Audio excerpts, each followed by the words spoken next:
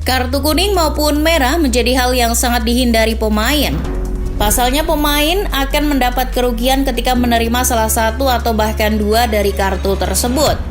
Yang paling jelas, mereka akan mendapat hukuman larangan tampil dalam durasi tertentu, tergantung seberapa berat pelanggaran yang dilakukan. Namun, ternyata pemain tidak hanya menerima akibat berupa larangan bertanding ketika mendapatkan kartu.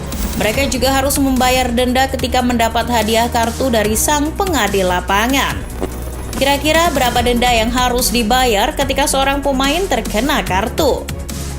Mengambil contoh dari sepak bola Inggris, pemain yang menerima kartu kuning harus membayar denda sebesar 10 pounds, sementara itu ketika mereka menerima hadiah kartu merah, maka umumnya dana sebesar 55 pounds harus dikeluarkan sebagai biaya denda.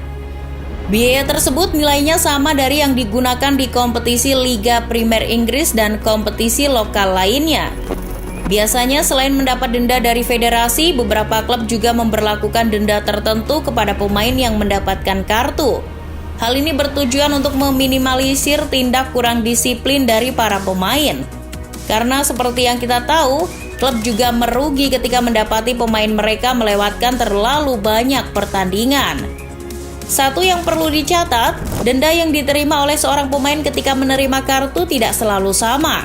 Untuk pemain yang melakukan pelanggaran seperti selebrasi berlebihan, bersikap agresif, menyandung lawan, atau menunda permainan, mereka akan mendapatkan kartu kuning, di mana secara kebetulan denda yang diberlakukan untuk seluruh jenis pelanggaran yang dilakukan adalah sama, yaitu 10 pounds.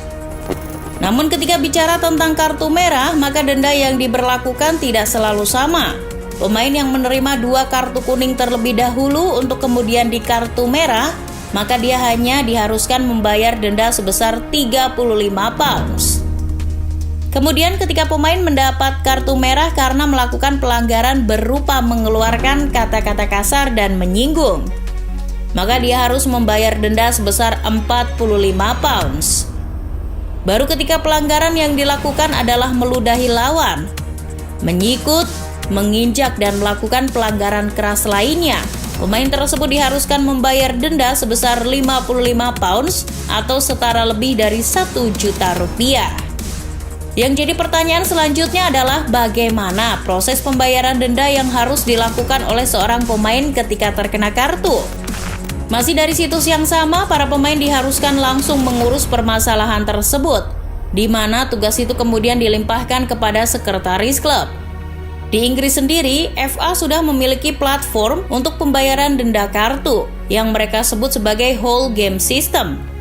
Para sekretaris klub harus login ke akun di laman yang sudah disediakan.